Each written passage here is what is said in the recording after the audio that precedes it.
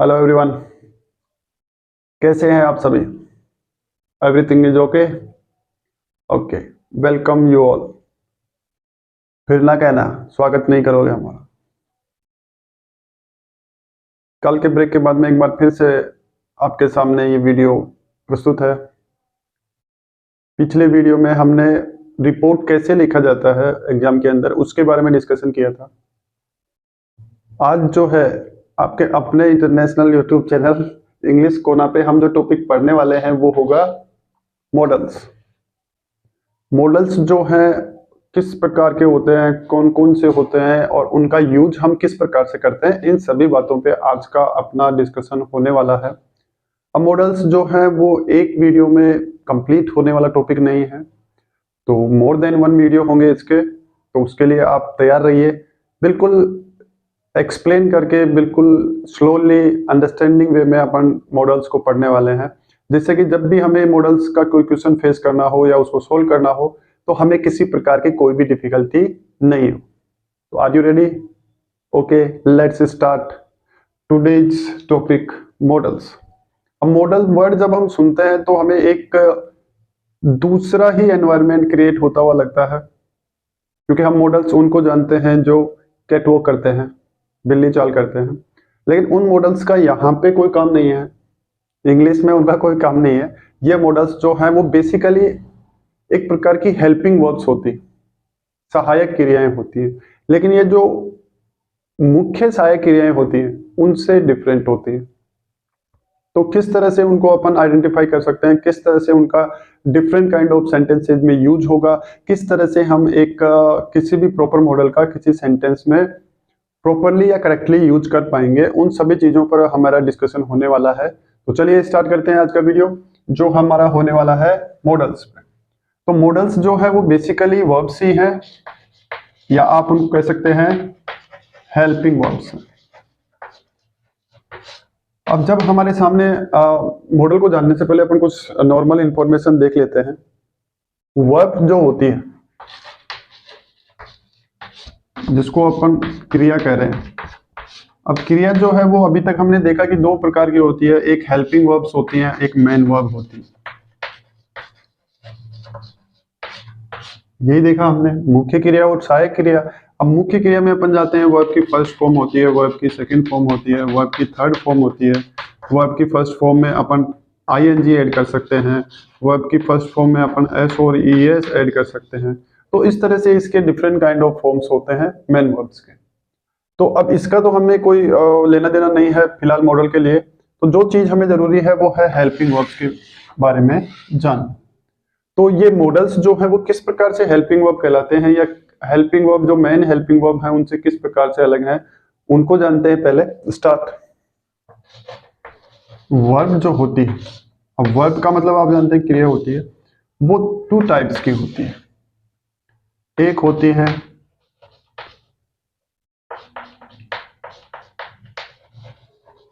Auxiliary verbs, और जो इसका सेकंड टाइप होता है वो होता है ऑर्डिनरी वर्ब। ऑक्सिलरी और ऑर्डिनरी। ऑक्सिलरी वर्ब्स मतलब सहायक क्रियाएं,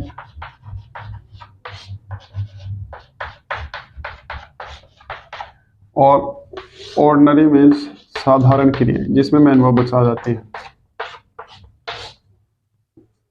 ठीक है। अब ऑक्सिलरी वर्ब्स जो हैं वो फिर से टू टाइप्स की होती हैं।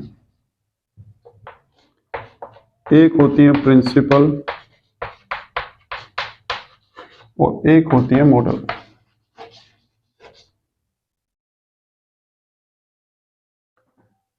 प्रिंसिपल के अंदर तीन आती हैं, इधर लिख देता हूं मैं, बी, डू, हैव। ये जो तीनों वर्ब्स हैं या हेल्पिंग वर्ब्स हैं वो किस में आती हैं? प्रिंसिपल ऑक्सिलरी वर्ब्स में। और मॉडल जो ऑक्सिलरी है या मॉडल जो सहायक क्रियाएं हैं उनके अंदर जैसे कैन हो गया, कुड हो गया, मे हो गया, माइट हो गया, सेल हो गया, शुड हो गया, ये सभी मॉडल ऑक्सिलरीज में आते हैं। अब ये जो प्रिंसिपल है इसको फिर से, जो प्रिंसिपल ऑक्सिलरी वर्ब्स हैं इनको फिर से डिवाइड किया गया है अलग अलग टाइप्स में। जैसे कि इसके 3 प्रकार की प्रिंसिपल ऑक्सिलरीज होती हैं। ये 3 प्रकार की होती है principal auxiliary verbs, have to या हैज टू, फिर सेकंड होती है हैड टू, और तीसरी होती है शैल विल हैव टू। तो ये टाइप्स है इन हेल्पिंग वर्ब्स का। वर्ब्स जो है वो 2 टाइप्स की होती है। 2 टाइप्स में से एक ऑक्सिलरी वर्ब्स मीन्स सहायक क्रियाएं, दूसरी जो है वो ऑर्डिनरी ऑर्डिनरी वर्ब्स।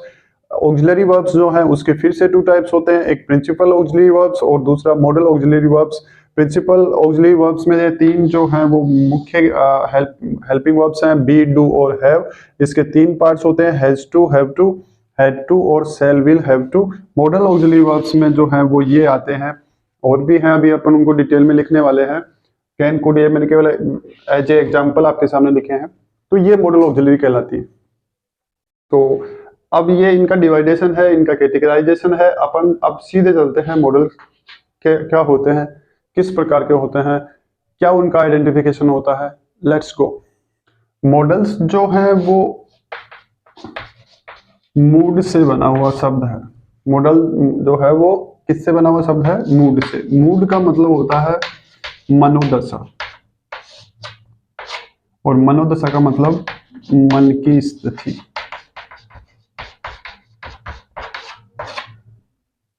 तो मॉडल वर्ड जो है वो मूड से बना है, जिसका हिंदी में मीनिंग मन की स्थिति या मनोदशा होता है। मींस अब मॉडल को हम इस तरह से समझ सकते हैं कि ऐसे वर्ड जो माइंड के स्टेट को या मनोदशा को या मूड को रिप्रेजेंट करते हो, उनको हम क्या कहते हैं, मॉडल्स कहते हैं। और मॉडल्स को हिंदी में कहते हैं वृत्तिवाचक।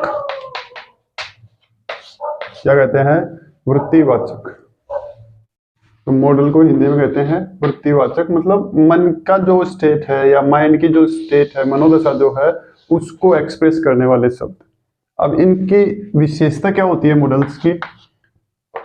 फर्स्ट जो इनकी स्पेशल क्वालिटी है वो ये है कि मॉडल के बाद जो मैन वर्ब आने वाली है वो हमेशा कैसी होगी, फर्स्ट फॉर्म में ही होगी। किसमें होगी, फर्स्ट फॉर्म में होगी। दूसरा जो इनका स्पेशल क्वालिटी है, मॉडल जो होते हैं इनके ऊपर सब्जेक्ट के नंबर मीन्स वचन, एक वचन है या फिर बहुवचन है, सिंगुलर है या फिर प्लूरल है, पर्सन सब्जेक्ट फर्स्ट पर्सन का है या सेकंड पर्सन का है या फिर थर्ड पर्सन का है, और जेंडर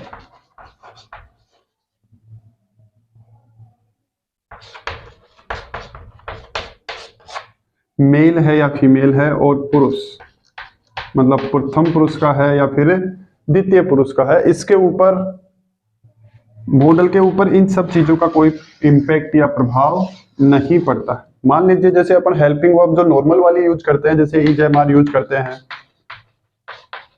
या फिर जैसे वॉज वर यूज करते हैं, तो अपन क्या देखते हैं कि थर्ड पर्सन सिंगुलर सब्जेक्ट होगा तो इज लगाएंगे, आई होगा तो एम लगाएंगे, प्लूरल होंगे तो आर लगाएंगे, थर्ड पर्सन सिंगुलर होगा और आई होगा तो वोज लगाएंगे, प्लूरल होंगे तो वर लगाएंगे। इस तरह से इनको पढ़ते हैं या इस तरह से इनको यूज करते हैं।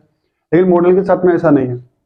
सब्जेक्ट किसी भी नंबर में हो, सिंगुलर हो या प्लूरल हो, किसी भी पर्सन का हो, फर्स्ट पर्सन का हो, सेकंड पर्सन का हो, थर्ड पर्सन का हो, सिंगुलर हो या प्लूरल हो, और उसका जेंडर कोई भी हो, मेल हो फीमेल हो, डजेंट मैटर, कोई फर्क नहीं पड़ता है।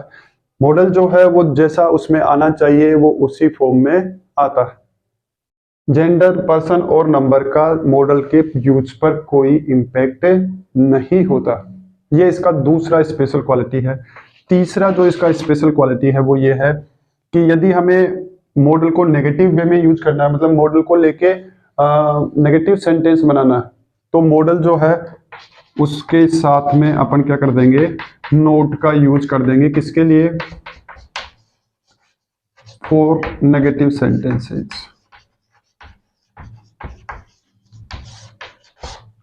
और यदि इंट्रोगेटिव सेंटेंस बनाना है तो फिर उसका स्ट्रक्चर अपन क्या कर देंगे, मॉडल प्लस सब्जेक्ट। मतलब सब्जेक्ट से पहले लिख देंगे तो सेंटेंस कैसा बनेगा, इंटेरोगेटिव बनेगा।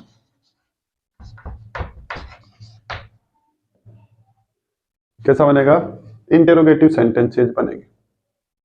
तो ये इनके 3 स्पेशल फीचर्स है, विशेष गुण है मॉडल के। पहला है, मॉडल के बाद में मेन वर्ब हमेशा फर्स्ट फॉर्म में आएगी। मॉडल के ऊपर सब्जेक्ट के नंबर, पर्सन और जेंडर का कोई इंपैक्ट होता नहीं है। और मॉडल के साथ में यदि हमें नेगेटिव सेंटेंस बनाना है तो उसके साथ में नोट ऐड करेंगे। इंट्रोगेटिव सेंटेंस बनाना होगा तो मॉडल का यूज उस सेंटेंस में किससे पहले कर देंगे, सब्जेक्ट से पहले कर देंगे। किससे पहले करेंगे, सब्जेक्ट से पहले उसका यूज करेंगे। तो सेंटेंस जो है वो ऑटोमेटिकली कैसा हो जाएगा, इंट्रोगेटिव हो जाएगा। इनका यूज मतलब मॉडल्स का यूज जो है वो हेल्पिंग वर्ब की तरह ही होता है। मेन वर्ब से पहले यूज होगा, सब्जेक्ट के बाद में यूज होगा in affirmative sentence and negative sentence.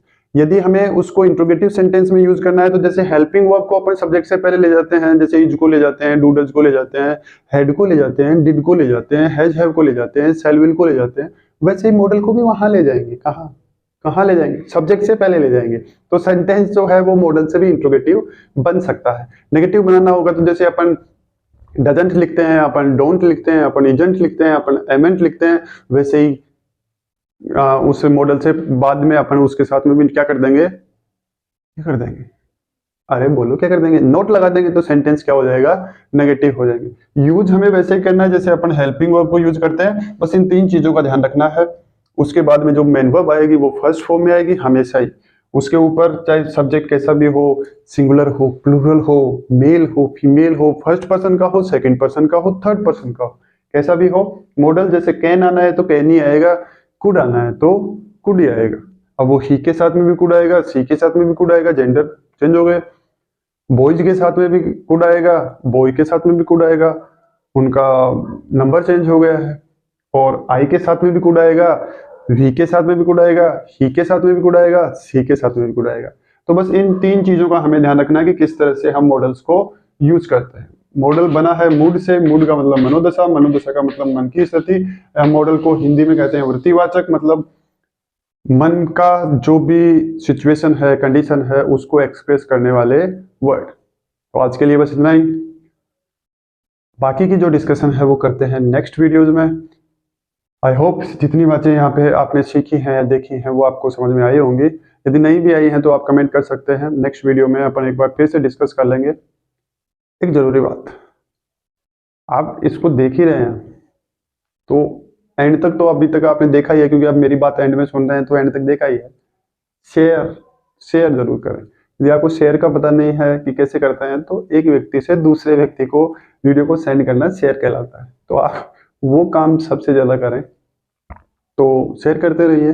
अभी तक सब्सक्राइब नहीं किया तो सब्सक्राइब कर लीजिए और लाइक कर सकते हैं अभी, क्योंकि वीडियो एंडिंग होने वाला है, एंडिंग की ओर है। तो अब अच्छा लगा तो शेयर तो बनता है।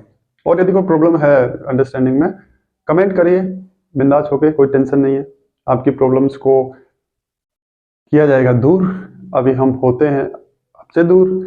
Good night, take care, good bye.